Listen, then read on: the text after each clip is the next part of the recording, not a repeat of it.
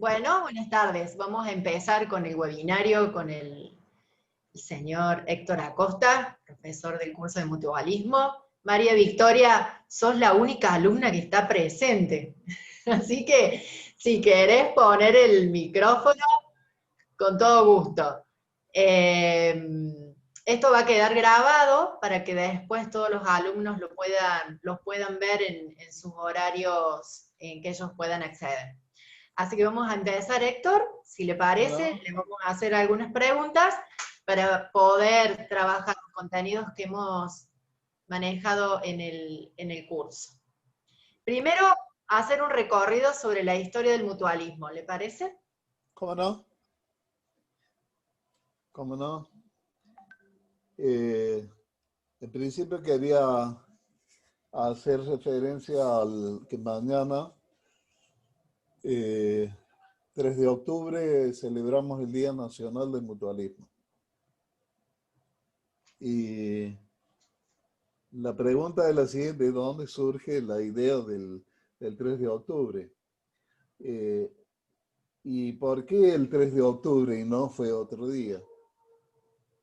Y seguramente tiene que haber sido porque la mutual que lo propuso en 1936 fue la Sociedad Obrera de Socorro Mutuo de Buenos Aires, que era una mutual muy importante.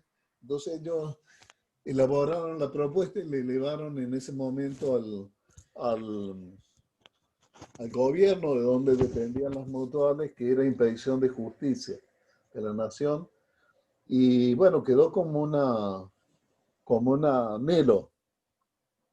Y en 1945, el 25 de septiembre de 1945, eh, yo digo Perón porque es a partir de la iniciativa en ese momento, Coronel Perón, que ocupaba la Secretaría de Trabajo y Previsión en el gobierno de Farrell, porque Perón llega a la presidencia en 1946. Se firma un decreto donde se determina que el primer sábado de octubre se va a celebrar el Día Nacional del Mutualismo. Y los considerando que son muy importantes, habla de que en general hay que reconocer que las mutuales son las gestoras de los sistemas de previsión social que hay en el país, en el mundo. Lo cual es un reconocimiento realmente muy importante.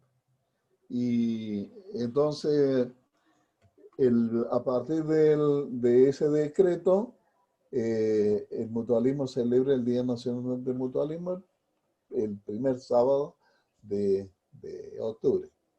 De todas formas, también es algo muy interesante, es que hoy hoy es el día 2, pero hará una semana atrás se celebró, digamos, el 25 de abril se cumplieron 75 años de aquel momento. Es decir, que esta oportunidad estamos celebrando las bodas de diamante del Día Nacional del Mutualismo. Que en algunos países coincidentes, por ejemplo Colombia, creo que lo han adaptado también, y en otros lugares se celebra digamos, poniendo otra fecha, ¿no? Y lo otro que les quería decir, que en el tema de la historia, que en los años 40, 1942 y 1943, se llevan a cabo en la ciudad de Buenos Aires el segundo y tercer Congreso Nacional de Mutualismo. Segundo y tercero. 1942 y 1944. Y en el de 1944 participa también Perón, que era secretario de Previsión, y lo designan, a ver, es que me fui un momentito, perdón. Lo designan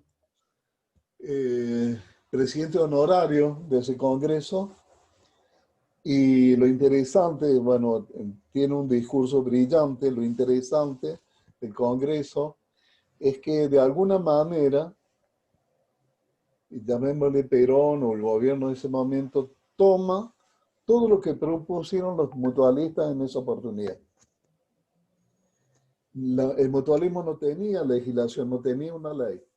Entonces, se aprueba el año siguiente, en 1945, la primera ley que encuadra al mutualismo. Los mutualistas pedían un fondo de promoción, un fondo para tener la posibilidad de manejar dinero para inversión. Se crea con la ley un fondo para construir policlínicos mutualistas y colonias de vacaciones mutualistas regionales en distintos lugares del país. Se te pagaba el 10 centavos por socio y por mes, que hoy es el 1% que tiene la ley 20.321.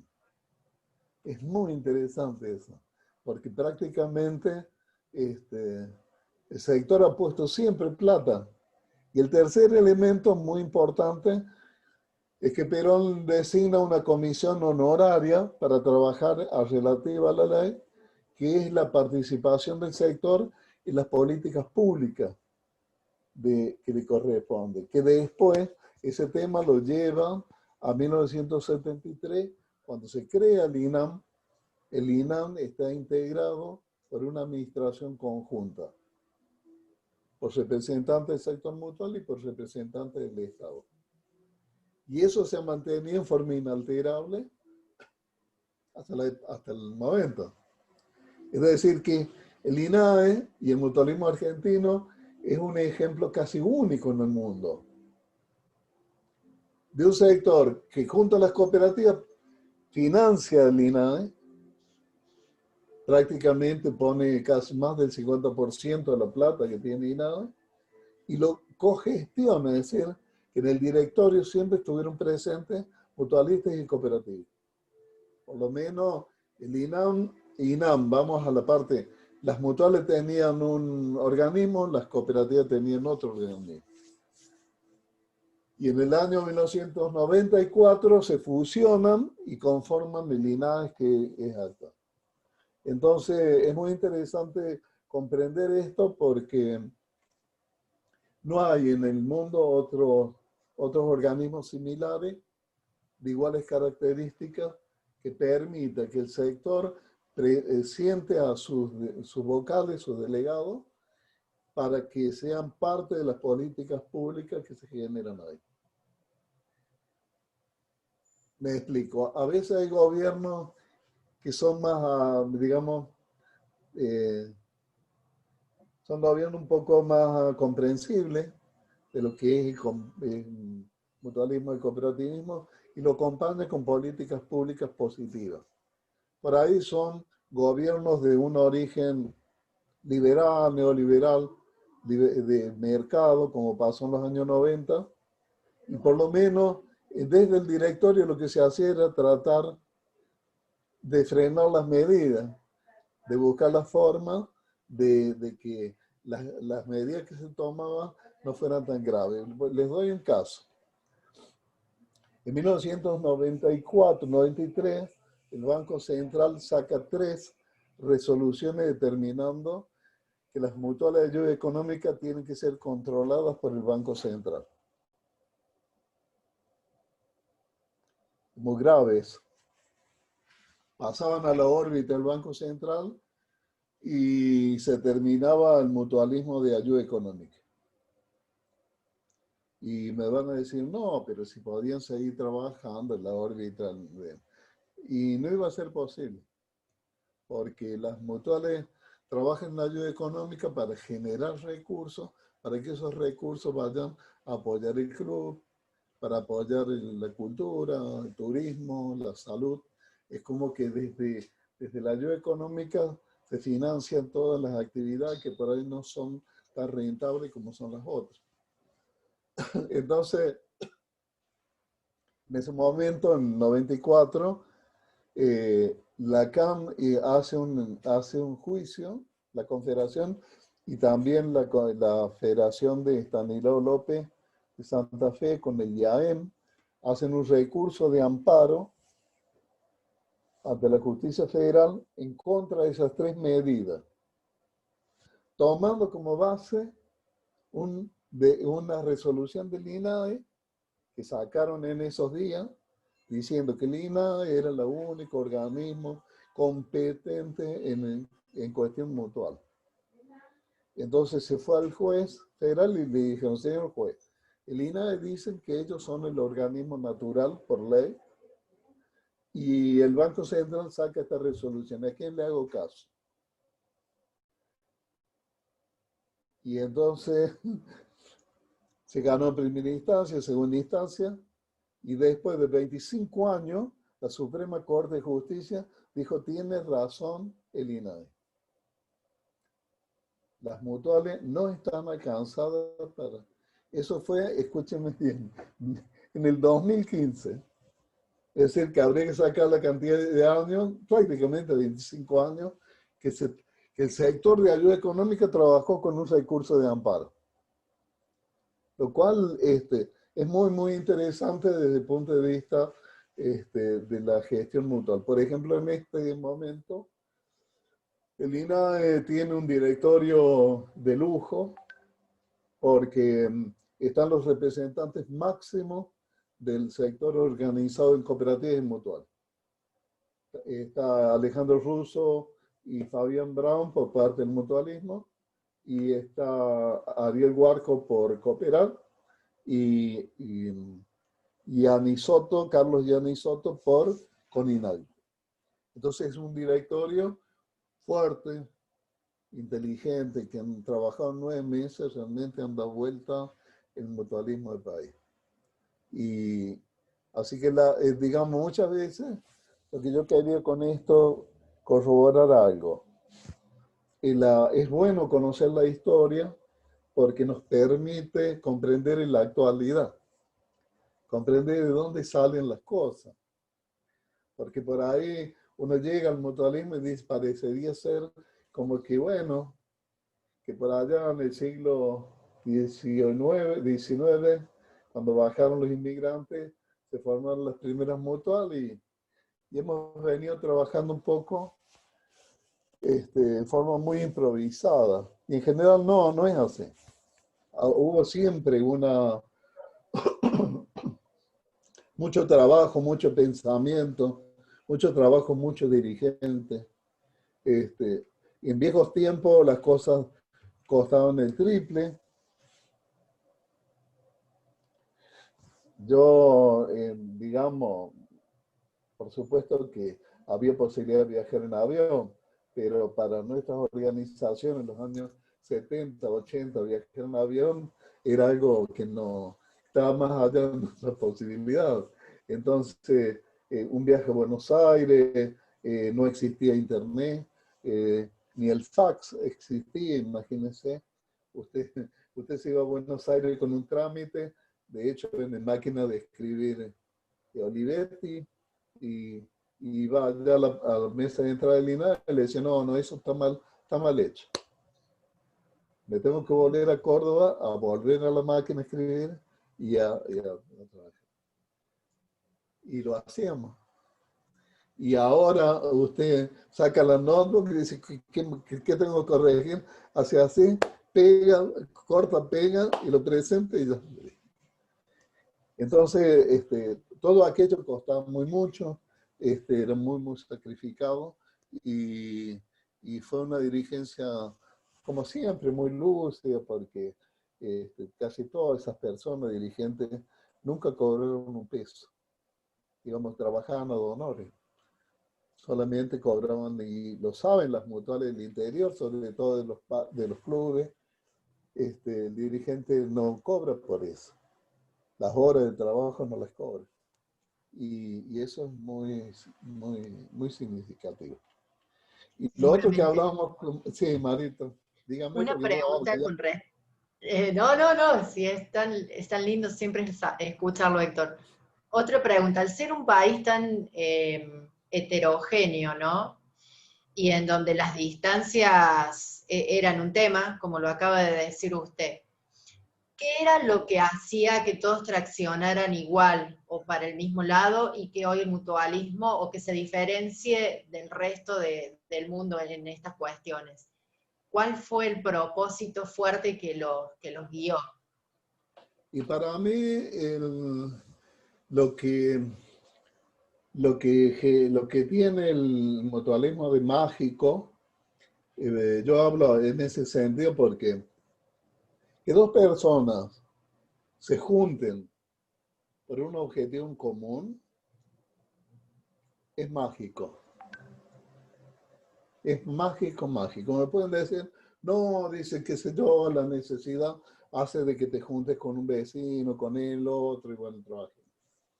Pero es mágico porque a partir de que yo me junto con el otro y empezamos a trabajar juntos y se genera un ámbito que se llama de confianza, hay hay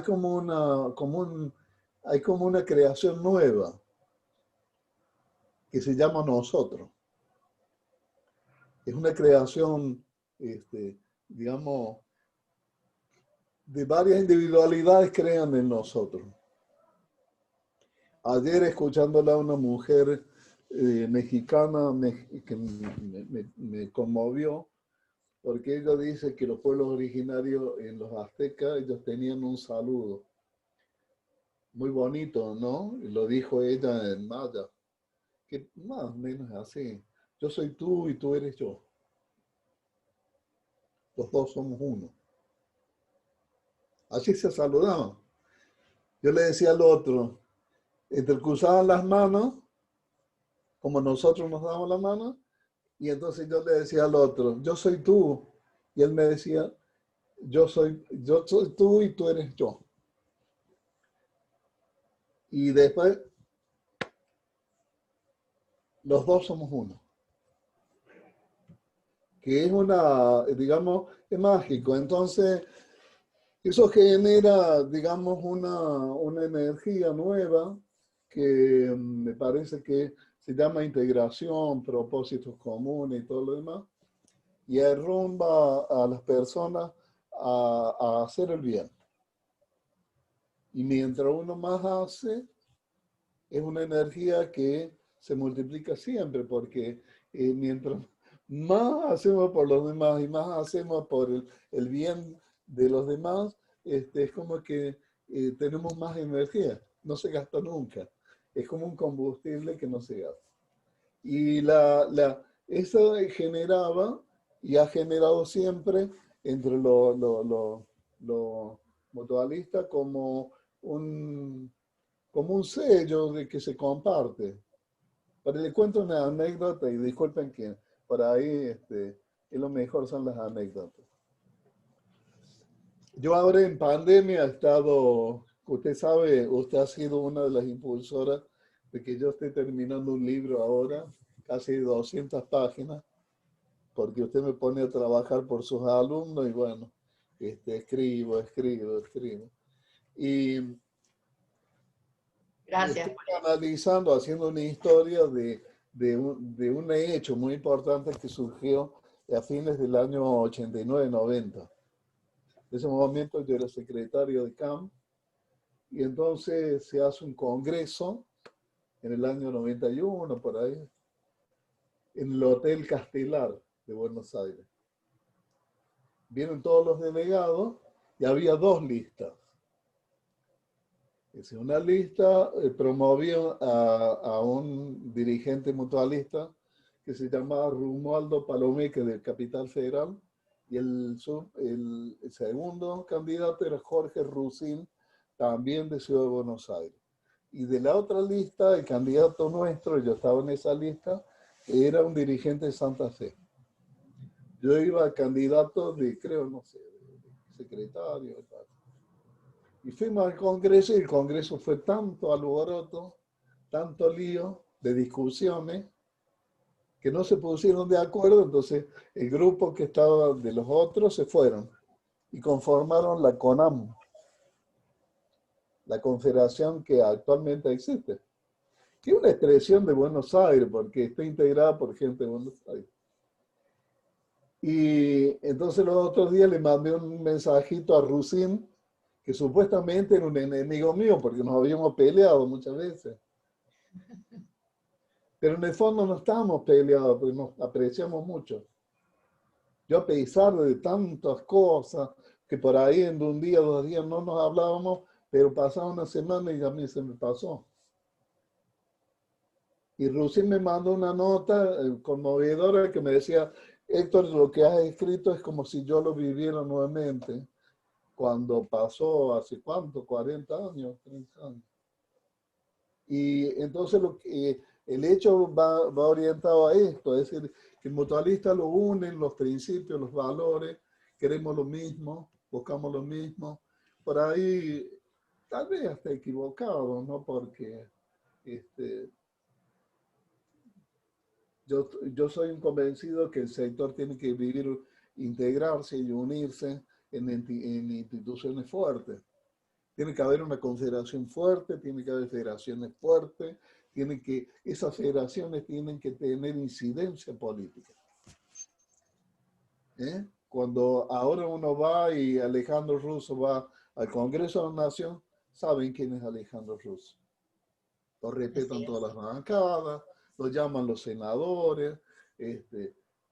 No que uno vaya a pedir una audiencia y nadie sepa dónde viene y dónde representa. No sé si me explico. Yo creo que tenemos que armar eso y trabajar en consonancia detrás de los valores y principios que son fundamentales. Porque el valor se vive en la práctica, en la vida, en las cosas. Yo me acuerdo, cuando yo era estudiante, mientras estudiaba, yo trabajaba en una fábrica de acá, el cordón industrial de Córdoba, en la administración de una fábrica, y conformamos ahí una mutual de empleados y obreros, que era el sector de vidrios, de los que hacían las partes de vidrio de los automotores. Y realmente uno hace un aprendizaje, porque muchas veces uno reglamenta de una forma, pero viene un compañero que tiene un problema porque le sacan los muebles de la calle, y entonces nosotros, a pesar de los reglamentos, sacamos la plata y le damos para que pagara y tratara de arreglar que no le tiraran los muebles de la calle. ¿Me entienden? Entonces hay como una cuestión superior de que uno viene a buscar una solución mutual, no siempre se va a llevar una solución del todo, pero por lo menos algo se va a llevar como para poder sobrevivir y poder llevar adelante las cosas. Nosotros teníamos en esa mutual, el presidente era una persona muy querida nuestra, compañero de un corazón muy grande, y le decíamos que, bueno, que él alguna vez tendría que aprender a decir no, porque él siempre decía sí. Venían por tantos problemas y siempre él decía sí. Y le daba uno, le daba la otra, y nosotros lo molestábamos, le decíamos: mira, tenés que aprender a decir que no, porque si no, viste, es un momento que no tenemos para atender a todo, pero lo Tiene que importante ver con los es valores, ¿no? los Tiene que ver con los valores, porque valores, los sí, la valores es esencia de las muy personas, importante, sí, el sí, sí, propósito. sí. Héctor, con respecto a esta nueva realidad y a cómo el mutualismo está enfocado en el tema de la regionalización por un lado, las regiones, y la internacionalización por el otro. ¿Qué relación hay con el afuera que puede aportar a nuestro país y cómo se trabaja a nivel regional? A nivel regional, eh, les damos un ejemplo. Por ejemplo, Córdoba, en ese sentido, la Federación de Mutuales de Córdoba es pionera en este tema. En el estatuto de la federación está regionalizada la provincia. Entonces, tenemos la figura, en vez de decir filiales, decimos uniones de mutuales. Entonces el estatuto permite que en la zona de Río Cuarto, en la zona de San Justo o al sur de la provincia, al este, Villa María, Río Tercero, y llamemos toda la parte de la sierra, el norte de Córdoba, las mutuales se juntan y eligen un delegado, y ese delegado viene a la Junta Ejecutiva con voz y voto. De tal forma que en este momento hay en la federación nuestra 7 uniones de mutuales. Entonces el delegado es un poco el representante genuino del sur, del este, del norte de la provincia, que tienen distintas realidades, distintas necesidades y distintos, no sé, puntos de vista.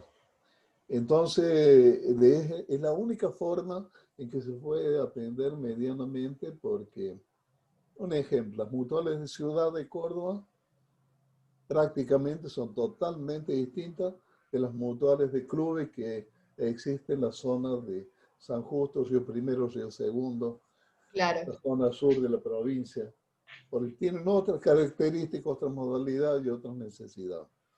Y a nivel de la confederación también se organizó el país en el mismo sentido con región Cuyo, región NEA, región NOA, la región centro. Pero hay, la realidad mutual del país es, digamos, no tiene nada que ver el mutualismo de la región centro con las mutuales del NOA o con las mutuales del NEA. No digo que hagan servicios distintos, que tengan otra, pero es otra las características, otras las modalidades, otros los volúmenes, otros el tipo de, de actividad, porque por una cuestión de, digamos, de trabajo, de características, por ejemplo, las mutuales llamémosle de clubes, tienen otro tipo de dinámica, otro tipo de necesidad. Doy un ejemplo. El INAE ha conformado una comisión ad hoc entre el Banco Central de la República Argentina e INAE para tratar los temas que tienen que ver con todo lo que es el manejo de ayuda económica, sobre todo con captación de ahorro en el estilo de los clubes.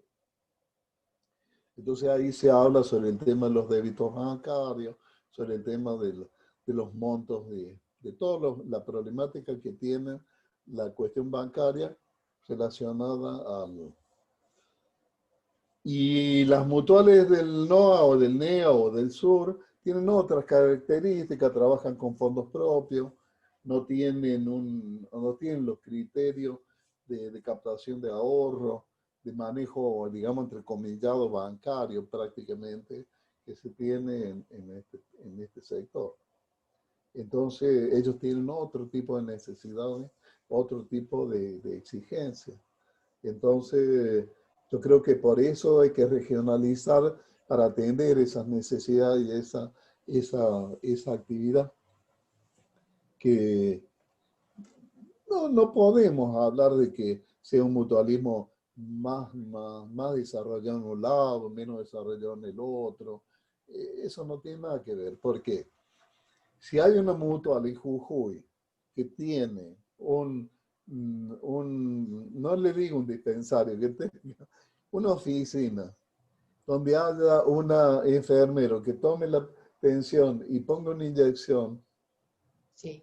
en Jujuy, en Adrapampa, tiene tanto valor o más valor que el hospital italiano de La Plata o el español de La Plata, que debe tener, no sé, mil entre médicos y todo lo demás, 1000 personas que van trabajando ahí. Lo que quiero decir, el valor del servicio es tan grande y tan importante en el norte, allá en Adrapampa, que lo que pueda hacer en la región centro, en La Plata pueda hacer ese hospital. No le pueden quitar mérito a uno y al otro, porque, digamos, a ver, es bueno tener en la región más desarrollada del país mutuales extraordinarias, pero hay que ver también cómo hago para tener una mutual, a veces en lugares inhóspitos, donde no hay ni agua, ni luz, ni conexión de internet, ni nada. Yo veía, por ejemplo, les cuento la experiencia de algunas cooperativas de telefónicas de Jujuy, por ejemplo, la de Palpalá o de la de Perico, que son cooperativas telefónicas desarrolladas, muy importantes. El hecho que una cooperativa de esa pusiera una antena en la zona, llamémosle, de la Puna, permitía a veces comunidades chiquitas de la escuelita tener internet para que los chicos se puedan comunicar. Entonces ese servicio es realmente muy importante. La idea de que siempre las mutuales cooperativas llegaron antes que el Estado. Y siempre las cooperativas mutuales estuvieron en los lugares donde no llega el Estado y tampoco llega la empresa privada. Porque Telecom, llamémosle Claro, Clarín, Fibertel y todas las empresas, les interesa mucho Ciudad de Buenos Aires, Ciudad de Córdoba, Gran Mendoza y Gran Rosario. Pero cuando usted le dicen que tienen que llevar el servicio a un pueblito allá perdido para el lado de la Sierra de Córdoba, no es rentable. Entonces, cuando no es rentable, va a una mutual o va a una cooperativa. Hay que preguntarle quién atiende la telefonía o la luz rural o quién le da internet a las escuelitas rurales, quién le pone las computadoras y quién le da todo eso. Y le da las mutuales, y sobre todo las mutuales y clubes. Sí, sí, es una realidad. Así, Ahora, Laura plantea una pregunta. Sí, hay una donde no le sí. contesté. Y en el tema internacional, Ah, sí. hay una paradoja que me parece muy interesante que le conozcan. El mutualismo argentino no se parece al mutualismo europeo ni al mutualismo latinoamericano. Es como que acá vinieron en el siglo XIX, constituyeron las mutuales y después por esas grandes, no me río solo porque es como que acá quedó, este país quedó un mutualismo que todavía tiene 150 años y se mantiene igual que aquella época. En Europa no. En Europa las mutuales avanzaron y se especializaron. Y la misma legislación europea le permite, dice, si usted es un mutual de salud, solamente da salud. Si usted es una mutual de ahorro y crédito, solamente da ahorro y crédito. Y si es una mutual de seguro, solamente da seguro. En Argentina no. En Argentina una mutual puede dar salud, crédito, puede dar 100 servicios, es multiservicio.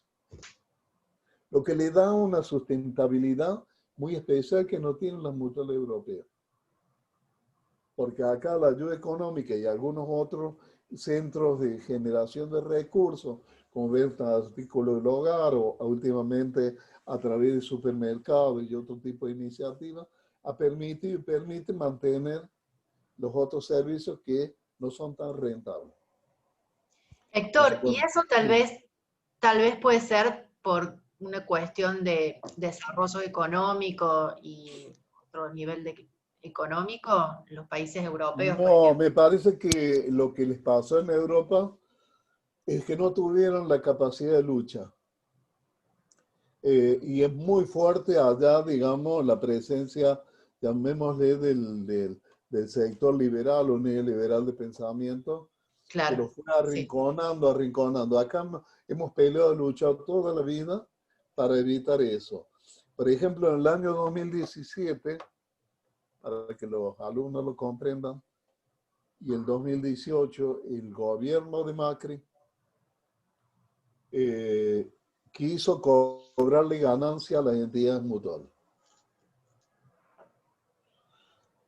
La pregunta es la siguiente. ¿Por qué entidades sin fines de lucro, como dice la ley, tienen que pagar lucro? Si no tienen lucro. Y entonces las empresas privadas, que suponen que somos una competencia desleal, dicen, no. Ellos dicen que no tienen lucro, pero ganan plata. Sí, hay excedente, pero esos excedentes se vuelcan en otros servicios, porque no tenemos socios capitalistas que ganan excedente. La plata queda en la mutual lo distribuye en el club, le ayuda a esto, lo otro. Entonces el gran debate era el siguiente, ese tema, y el segundo tema, que fue poco discutido y conocido a nivel público, es que si aceptaban las mutuales y cooperativas de crédito y de seguro que les pusieran ganancias, se terminaban los multiservicios, Marito. Porque usted no podía distraer la plata de ayuda económica para atender el club, atender el dispensario o la escuelita. Tenía que guardar la plata solamente para pagar el 30% al Estado. Porque no le iban a permitir, por la ley de ganancias, que usted distribuya plata porque se supone que eso es digamos, vaciamiento empresario. Entonces le quebraban al mutualismo la razón de ser. Quien había buscado la forma de cobrar impuestos eran gente muy, pero muy inteligente, que sabían que de esta forma iban a hacer desaparecer a las mutuales de económica y las de seguro. Porque en Argentina las empresas de seguro más importantes son mutuales. San Cristóbal, cooperativo como La Segunda, etcétera, etcétera. ¿Se comprende? Entonces, el que lo hizo era alguien que sabía cómo matar de un solo tiro, vio cómo mataban antes con la bala de plata ¿cómo es? Y entonces eso fue la discusión de fondo. Entonces el mutualismo de europeo lo fueron arrinconando, y en menos de 20 años, cuando en Francia había, no sé, 1000 mutuales, hoy quedarán 30. Y dicen, pero ¿dónde están las otras? Se tuvieron que fusionar. Claro. La de salud con salud, la de esto, el otro. Entonces de pronto, después del año 86, 87, con el gran problema de que se cayó el sistema financiero por el tema de las hipotecas, el gran escándalo mundial. Sí. Donde los estados, en vez de darle la plata, los ATP, como le dieron acá a la gente, ¿me entiende? La plata se la dieron a las grandes empresas para que no se quiebren. A los bancos que habían estafado le dieron plata para que sostenerla. Claro. Y la estafa la tuvieron que pagar los que habían comprado a través de hipoteca, perdieron las casas, perdieron todo. Obama, en vez de darle la plata al pueblo, el pueblo sufriente, se la dio a Lehman Brothers y a todos los bancos para salvarlos a ellos. ¿Qué quiero decir con esto? Que en ese momento sacaron una legislación muy fuerte de control, de lavado de activos, etcétera, etcétera. Y hoy una mutual europea de salud tiene que tener del capital, tiene que tener 3 veces el capital de respaldo, si no, no puede funcionar. Y las leyes de gobernanza son tan tremendas que no le permiten ya que un mutualista común y corriente pueda ser directivo. Tienen que ser gente egresada de una universidad, con título, con estudios.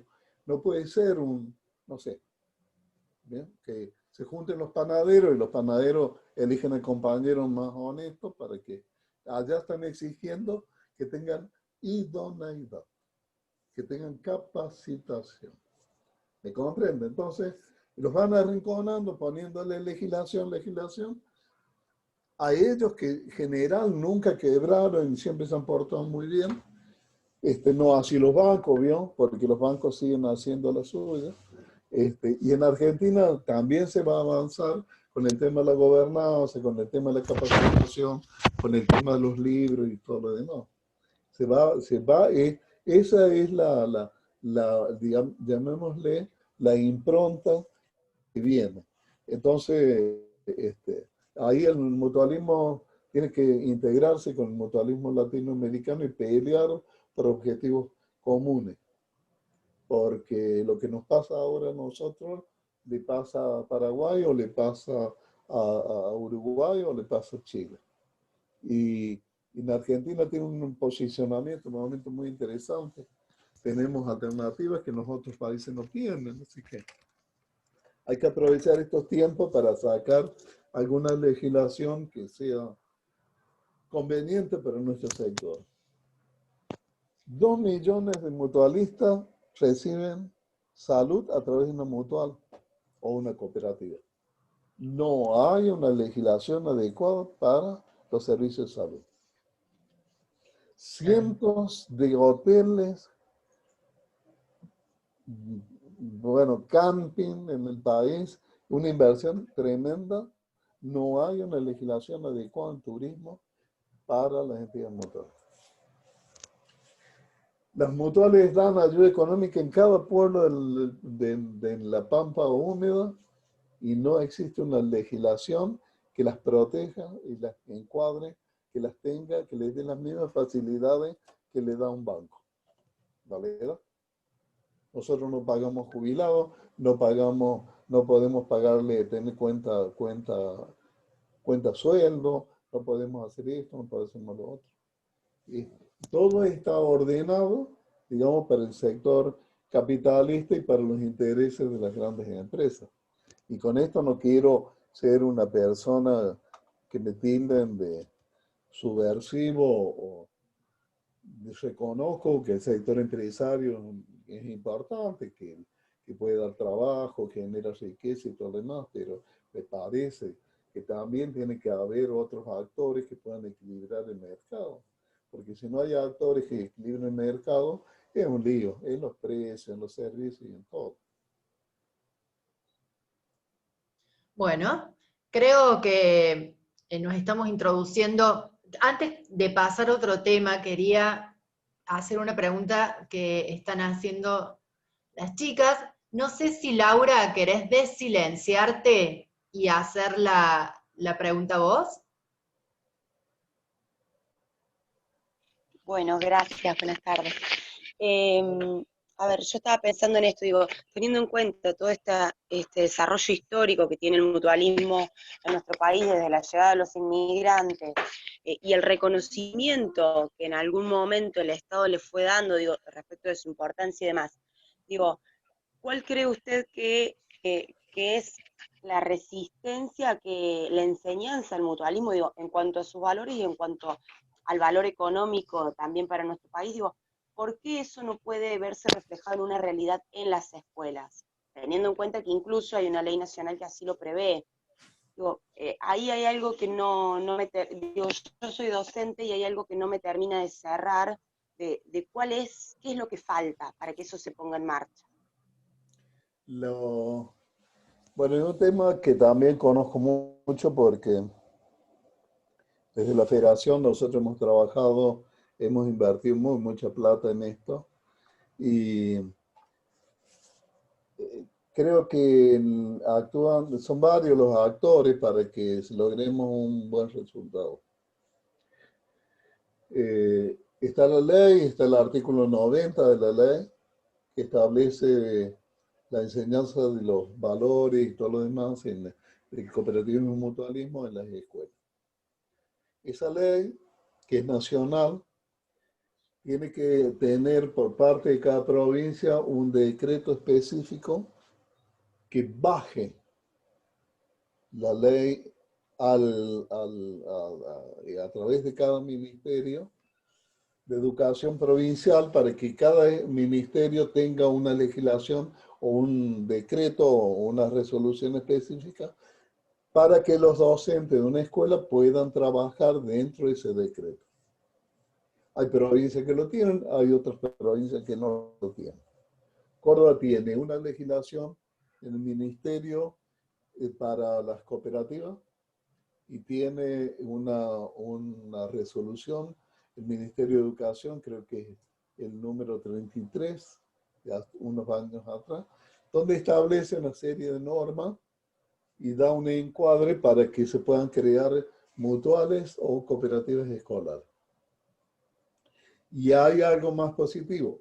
Entre el Ministerio de Educación y la Subsecretaría de Cooperativas y Mutuales de la provincia tienen una oficina especializada para promover el mutualismo y el cooperativismo escolar en la provincia. Nosotros como federación, en años A, hemos junto con esa oficina, que está a cargo de Griselda Gallo y Erika Hepp, con el apoyo del ministro y con el apoyo del subsecretario de Cooperativas Mutuales. En años anteriores hemos capacitado a casi 1000 docentes en un postítulo que dio el ministerio con un puntaje altísimo, porque un postítulo dado por el ministerio y entre los dos organismos equivalía prácticamente a una diplomatura. Con les daba un puntaje altísimo. Nosotros invertimos para pagar profesores, para poner aulas, para que los docentes pudieran ir a las clases que se daban los días viernes y sábado en forma presencial y también en forma virtual en ese momento. Las mutuales donde hacíamos la sede, bueno, ponían salón, ponían personal, almuerzo al mediodía, desayuno y todo lo demás. Capacitamos casi 1000 docentes. Y si el docente no está motivado para que se transforme en un docente guía, que vaya y funde y haga que digamos, constituya la mutual escolar o la cooperativa escolar, todos esos esfuerzos quedan desperdigados. Y de todos esos esfuerzos, bueno, en la provincia hay bastantes cooperativas escolares y también mutuales escolares, con muy buena experiencia. Reeditamos un libro, digamos 2 o 3 veces lo hemos editado.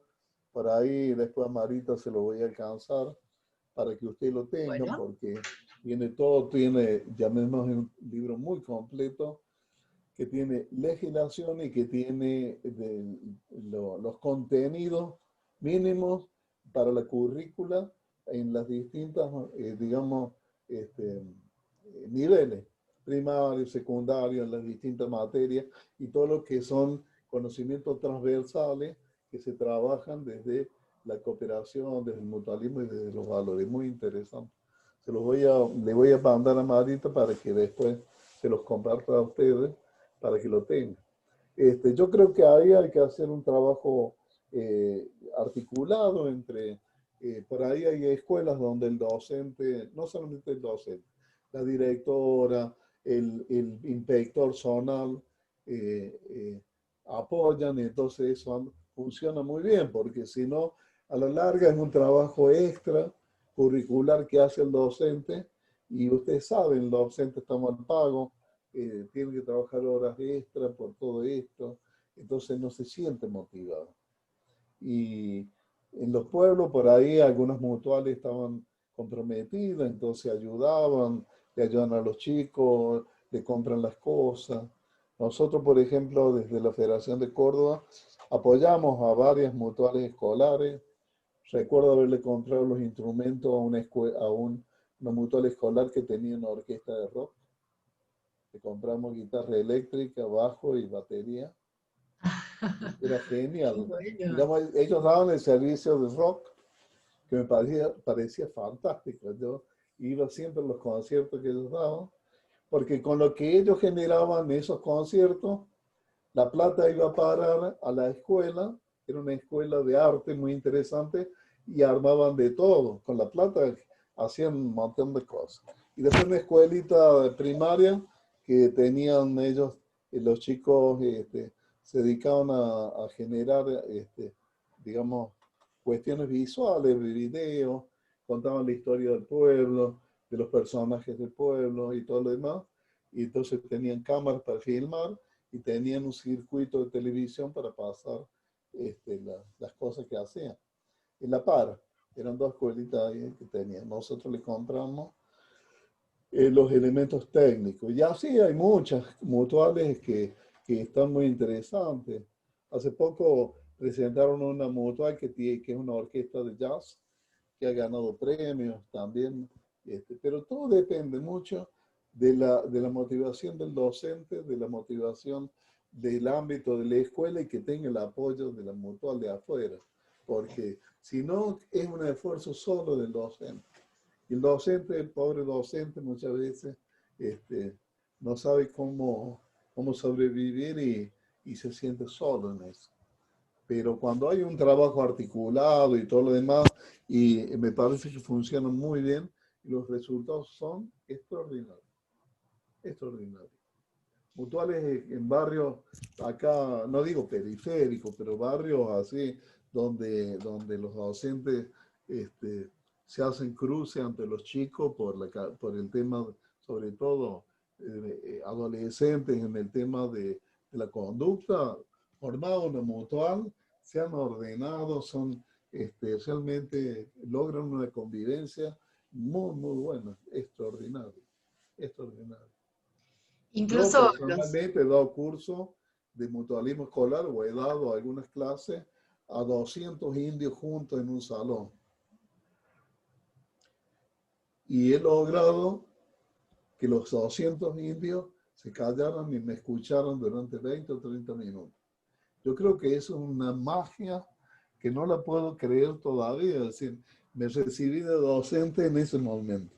Pero eso se logra cuando uno a los chicos los interpreta, habla su idioma, sus mismas necesidades y los impulsa a este tipo de práctica, porque es la práctica que me generaba mi abuela. Y entonces uno cuando es chico y lo llevan por esa práctica de los valores, después va a ser, no digo una excelente persona, va a ser una persona buena, un buen vecino, y va a ser un directivo interesante, social, comprometido con las cosas de la comunidad y del club y de la iglesia y de lo que sea. también las escuelas pueden contagiar a las comunidades, ¿no? Más allá de la educación formal que se desarrolla en las escuelas, el rol, y en este momento más que nunca, es poder también compartir estos valores con otras actividades. Y el mutualismo tiene muchísimas actividades interesantes para poder desarrollar. El recorrido que se ha hecho en el curso, donde comenzamos con la historia del mutualismo y toda la exposición que hizo Héctor en las lecturas, creo que viene de la mano de eso, de entender cuál es el propósito y el por qué hoy nuestro país y los dirigentes mutualistas pueden tener este rol tan importante y generar este camino de visibilización del sector con valores claros y sabiendo a dónde se está yendo, ¿no? Por eso también empezar contando la historia es importante y trasladarla a las escuelas y a los chicos es fundamental, porque es la generación del futuro, ¿no? Y que no quede solo las escuelas, sino que sea un contagio en las comunidades. Bueno, hemos trabajado entonces con el tema de la historia, con su propósito, con la importancia de la ética, la regionalización. Ahora, si les parece, pasaremos un poco a lo que es la actualidad en el mutualismo, Héctor, y qué es lo que se debería tener en cuenta, pasamos a una parte más dura, que es la formalidad. ¿Hay algo que desde los mutuales esté siendo nuevo o que haya que atender con respecto a los libros, al funcionamiento de la mutual y demás? El sector mutual cooperativo, digamos, la economía social y solidaria, es un colectivo en permanente trabajo y ebullición territorial que está frente a frente de la problemática que tiene la gente. Y eso hace que todos los días se vayan generando nuevas necesidades y se vayan generando nuevas alternativas de parte de la entidad. Entonces eso lleva también a todo una búsqueda de una nueva legislación que pueda comprender esa nueva realidad. Me explico. En los años, digamos, 4 o 5 años atrás, cuando se cerraron las pymes y todo lo demás, y años también de crisis económica, muchos obreros o empleados tomaban una empresa y la transformaban en empresa recuperada. No hay ninguna legislación que establezca la constitución de una empresa recuperada.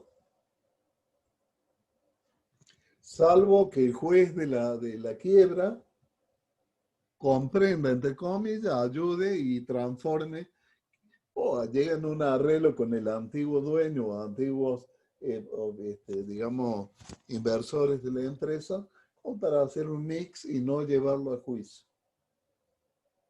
Pero tendría que haber en el país una legislación clara que establezca qué pasa en una época de crisis para los empleados, las personas que se hacen cargo.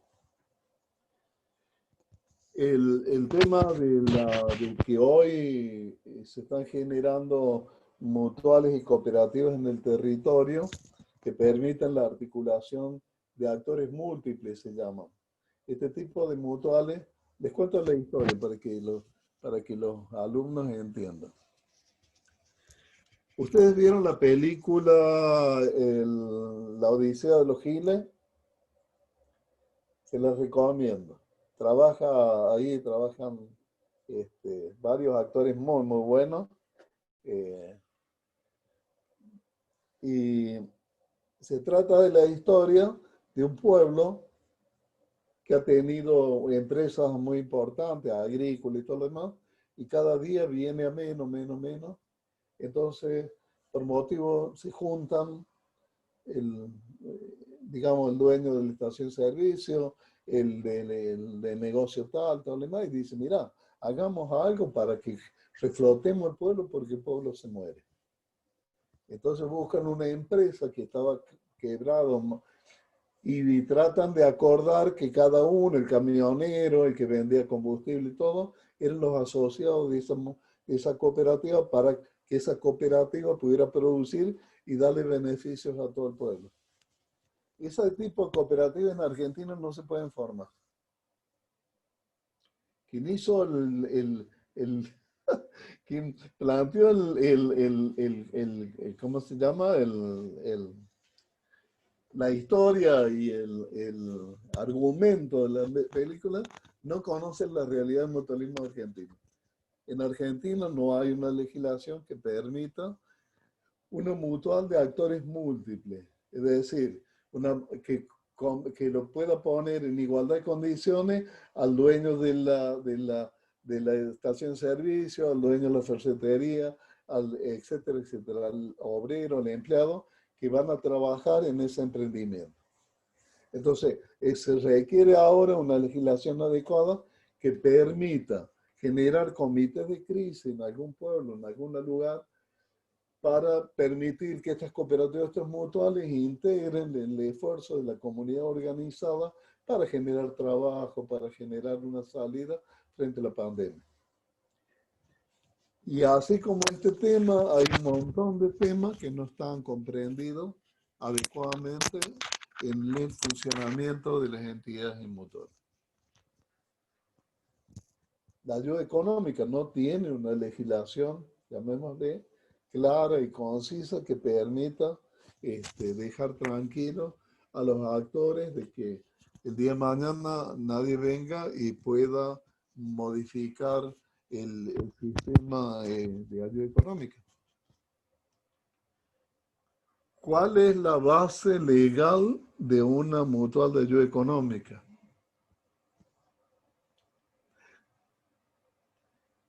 Son 20 palabras en la ley 20.321.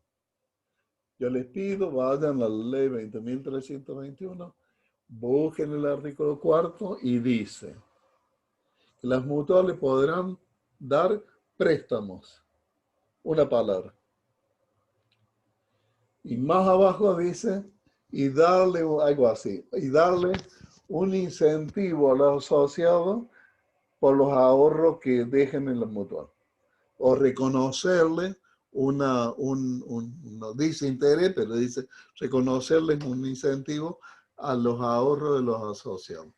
Esas son las únicas palabras en la ley 20.321 que dan todo el andamiaje legal que tiene el mutualismo en el tema de ahorro y crédito. Por supuesto, están todas las resoluciones del INAE, el reconocimiento de la legislación que habla sobre el lavado de activos, todas esas normas han venido como para darle un sustento un poco más firme. Pero si vamos a hilar chiquito, solamente esa es la base de la ley. Y como la ley es vieja, del año 73, es como que tiene un antecedente que las nuevas leyes, como la de IVA, ganancias, ingresos brutos y todo lo demás, no la han podido modificar. No le han podido hacer nada. Entonces, hay que ver de ahora en adelante todas las nuevas, lo que trae nuevo. Por ejemplo, el tema, hoy se habla de la economía del cuidado y la gente pregunta, ¿qué es economía del cuidado? La economía del cuidado es lo que viene, es lo que está en el mundo, agravado por el tema de la pandemia. Y no se trata solamente de cuidar a ancianos o personas de la tercera edad. Se trata de cuidar a toda la familia. Y cuidar a los niños, a los enfermos, a llevarle la comida a la casa, llevarle un medicamento. Y todo eso lo tiene que hacer una entidad mutual. No lo puede dejar en manos de un privado, porque el privado es muy caro. Hoy atender a un anciano solamente lo puede hacer un grupo familiar de clase media o con muy buenos ingresos. Entonces las mutuales tienen que pensar no en geriátrico, sino pensar en cooperativas de cuidados, de cuidadores, que vayan a la casa, que atiendan a la persona, que le hagan la comida, que le compren los medicamentos, pueden ser jóvenes. Eso va a generar un nuevo mundo, y es lo nuevo que viene. Y eso también no tiene legislación, es una cosa en el aire, es una cuestión de convenio, de ver en un arreglo entre la familia, la persona cuidada, la mutual, lo que fuera, la preparación del cuidador y atender todas esas cuestiones que tienen que ver con el cuidado. ¿Qué pasa si la persona se quiebra? ¿Qué pasa si a la persona le pasa esto? Bueno, tantas cosas que surgen de toda esa relación. De todas formas, las mutuales han cuidado siempre desde el nacimiento hasta la muerte, pero hay en el medio un cuidado nuevo que viene a raíz de la pandemia. Y que cuando la gente empieza a salir a la vuelta, bueno, no sé, una madre o padre que trabajan no puede cuidar a un niño que esté enfermo o un anciano que tenga que tener en la casa. El mundo va a envejecer y en el envejecimiento de tanta gente, las necesidades se van a multiplicar. Y Buenas entonces tardes. me parece... ¿Ah? Buenas tardes. Soy Hola, Celia, Celia. desde Formosa, de la Mutual ¿Cómo del estás? Docente Formoseño. Sí. De la mutual, ¿de qué mutual, Celia? Del Docente Formoseño, de Marta Ah, de Galeano, Amudo. de Mudo Saludos a a Marta. Marta. Sí, con respecto a lo que usted está diciendo, el cuidado. Nosotros trabajamos mucho sobre el cuidado de nuestros afiliados. Y es lo que ahí donde está por ahí nuestra fortaleza que otras instituciones no le están dando. Tenemos afiliados del interior que vienen a hacerse estudio en Formosa capital. Entonces nosotros le asistimos, le vamos guiando, le vamos haciendo los trámites. le tomamos los trámites, por ahí si necesitan alguna ayuda económica, le compramos los medicamentos, le indicamos a dónde tienen que ir en caso de ser necesario, porque si no nosotros mismos nos encargamos de hacer los trámites. Y estamos ahí acompañándole en auditoría médica, en situaciones lo que está el caso que es muy particular, por ejemplo, de un colega que viene enfermo a la capital y no conoce nada. Su esposo o su esposa tampoco. Entonces ahí estamos nosotros asistiéndolo, llevando a autorizar las órdenes, dónde tienen que comprar, dónde tienen que ir. Y eso es lo que se agradece mucho.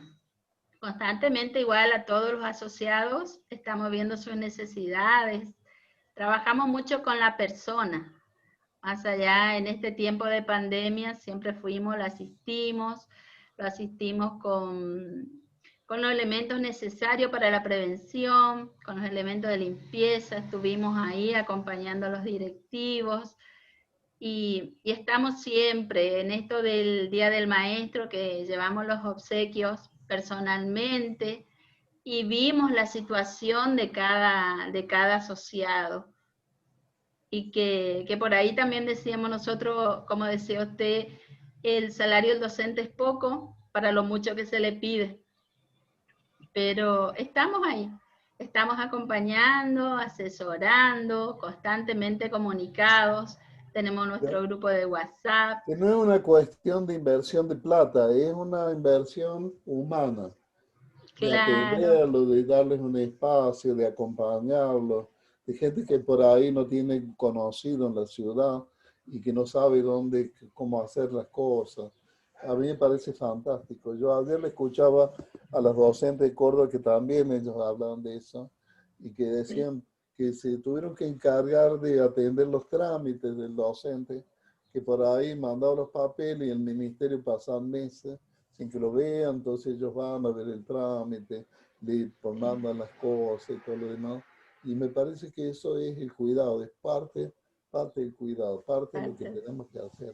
Usted, Celia, mañana va a hablar en el Día del Mutualismo. así es. Ahora me di cuenta que usted Sí, tiene que mañana dar, digamos, la experiencia de vida, el tema de la calle, de cada persona, las anécdotas, lo que significa para una persona tener un apoyo, una ayuda, alguien que, bueno, se preocupe por ella. Yo creo que ahí está la verdadera sentir mutualista. A veces no es una cuestión de plata, es una sí, cuestión de... Yo siempre, mire, que me hizo acordar que las mutuales generalmente de militares, ¿no? Acá en Córdoba, la mutual del Círculo de los Oficiales, tenían ellos un encargado semanal que iba al hospital militar a preguntar sala por sala a los internados, como son militares, buenos días, camarada, necesita algo, acá estoy, estamos disponibles para usted señora, lo que necesite. Eso tiene un valor impresionante, medicamentos, lo que fuera, ¿no? eso es lo que caracteriza a nuestra mutual. Estuvimos en el proyecto Abriguemos, fuimos a los barrios más, por ahí un poco más necesitados, y el irnos, el estar ahí a la gente, más allá de lo que llevábamos, qué sé yo, frazada, abrigo, era que nos acordamos que ellos existen. Claro. Porque por ahí también la pandemia fue excusa para dejarlo también un poco alejado. Y nosotros igual nos animamos, siempre cuidando todo el protocolo, y íbamos, le asistimos con ropa, con a veces mercadería, y lo más importante, la presencia.